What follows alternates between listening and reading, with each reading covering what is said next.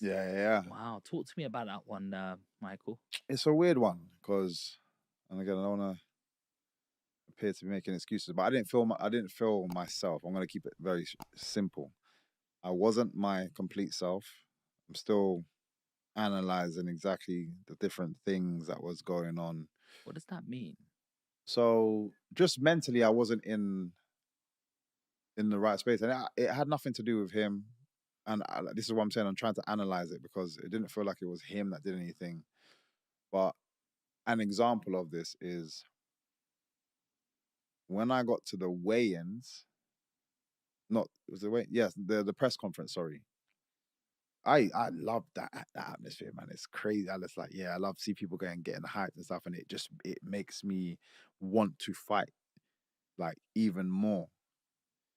This press conference, I go to the press conference, and I'm standing there waiting to walk on stage, and my heart was going a million miles an hour. I've never been nervous Wow, to not do anything. I wasn't even going to the fight. This is just to go on stage. wow. And my heart was like just literally. I was like, and I'm literally like, what the hell's going on? And even when I got on stage, I'm like, I'm trying to now, I'm checking myself to make sure I'm not looking nervous. You know what I mean? Because I didn't want to give my opponent any energy that he feels like, you know what I mean, like he can use or. And I was just like trying to like have my glass on. I was trying to be chill, man. I was like, and again, like I said, I don't 100% know. I'm still going through like what it could have, or could have been, or was. But like I said, I've just never been in that situation, and I've been in big shows and done big things my whole life. It feels like, but for some Are reason, you saying anxiety? Are you I saying couldn't tell you. nervousness? I mean, because nerves can be good as well because it means you But care. that's the thing. My nerves are always the same. It's very it well, again, it's depends what you call it. The nervous feeling that people usually relate to nerves that happens to me is I just need to go to the bathroom. Hmm. Kid you not. And this happens every day in sparring as well. Like in the gym, the second my coach is like, "Oh, okay, pad up, we're sparring," I'm like, "Yep, need to go to the toilet." I don't know what it is. Like it's just something like I just want to clear. My body's just like, okay, empty the tank and then be ready to. I don't know Yeah, what it is, but that's the most I ever get for any form of nerves right. for anything.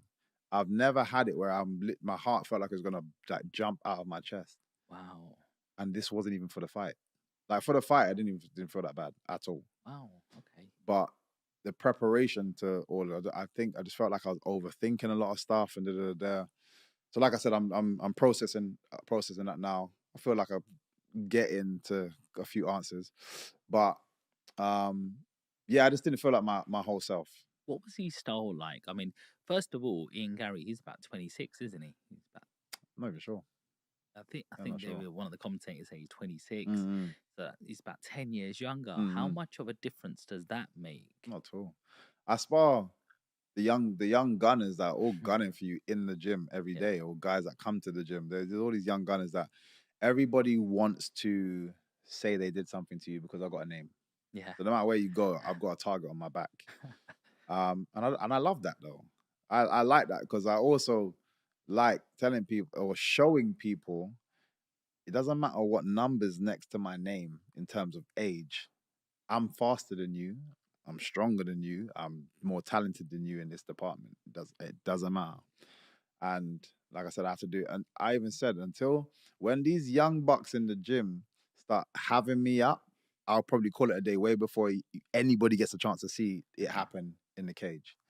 So yeah, that side of it doesn't. He tried to say he's faster than he's stronger than me. Everyone saw what happened. He's nowhere near as fast as me. He couldn't handle my stand up, which is why he changed his game. And I said that is exactly what was going to happen. I've done it to so many top kickboxers. They get in there and they're like, nope, this is not working. He's Mhm. just better than me. So they Take go me a through different that. route. Can you take me through that journey? Mm, Ian Gary's in front of you, you're in the cage, mm. and the bell goes. Take me through the rounds. The first round, yeah, I'm trying to think. The fight, the first round, I'm literally moving around. Always do like little feel out stage. Try to land a couple of little basic things. just to get the time and then see what he's twitching. He's got good responses. There's a couple of things I tried to do. I'm like, okay, yep, he's on point. He's key. So I got to step up a little bit more. There was a kick that I saw and I went for, and I just got the timing wrong, and that's when I got tangled up, and we fell to the floor. As I'm getting up, he's smart. He's been working with Damian Maya. For those who know, Damian Maya is one of the OG jiu-jitsu dons in the game. Like he watch any of Damian Maya stuff, is submission after submission after submission after submission, and he's been working with Damian Maya. He's over in Brazil working with him, one of the greatest to do it in MMA. So obviously his game is adjusted on the floor. He takes my back, literally as he takes my back, and he gets the body triangle, and he's got his hand around my neck. And I literally said to myself, this guy is not choking me right now. I was like, it's not happening. I refused, and he was squeezing, doing all this stuff, and I was like, bro, I'm not going to sleep, and I'm not tapping. You're not finishing me in the first round on this submission. I was like, it's not happening. Obviously, we were just there. I survived the round. He didn't do anything past trying to choke me. In that round, do you get your coaches say anything to you? Yeah, because not there's no point kind of over analyzing what's just gone past. So it's like he goes straight to the point what I need to do next. There's no point going, oh man, you shouldn't have done that. We have no time. We have 1 minute of information. Next round, I need you to Are you just listening to one person? Because like, I don't know if you know, Tyson Fury recently had a fight and he lost. Oh yeah, loads of and he people lost, there. and lots of people saying there was about 4 people giving him information, and John Fury shouldn't have even been there. But again, boxing is different. It's all a paid team. So there's a lot of times people get swapped in and out last minute, and everybody wants to on camera wants to feel like they're the ones doing saying the right thing, because it's all ego game, and it all means that I can then claim for when I try to go and tout the next up and come talent. Yeah, I was in Fury's corner, and I told him this, and you can go and look at it for yourself. We don't have that. Right. I've only been with one team. Mm-hmm. We all know what it is. There's one guy talking to me, and both of my coaches outside are talking to each other. But there's only one guy that's going to feed me the information. And I can have a big team out there, but there's only ever going to be one person. We figure that out. Yeah. There's only going to be one guy talking to me. You guys talk amongst yourself and tell him, this person, what information needs to come over. Mm-hmm. But again, in MMA, you got a grappling coach, and then you got a kickboxing coach, and then you got this. But still, one person should feed the information, and you get that a lot, where everyone's just like, and yeah, I don't agree with that. It shouldn't be done that way. It kind of shows that you guys are not a team, in my opinion. Not you can have as many people in the corner. I don't think that's a negative thing, because everyone's got their strengths, but just one person should kind of pass the information over, and that is Alexis for me. He okay, next round. So next round comes out, and I'm just having him up. What are you thinking in your head when after being grappled like that in a triangle, or going into round 2? Are you like, I'm gonna get him now, or shit, or like, what's your feeling? Yeah, again, for me, it's a fight. I don't try to. You add too much stress actually overthinking the situation. The simple thing is, okay, well, I'm 1 round down, go get it back. Cool. It's not. There shouldn't be anything more than that. Otherwise, you just stress yourself.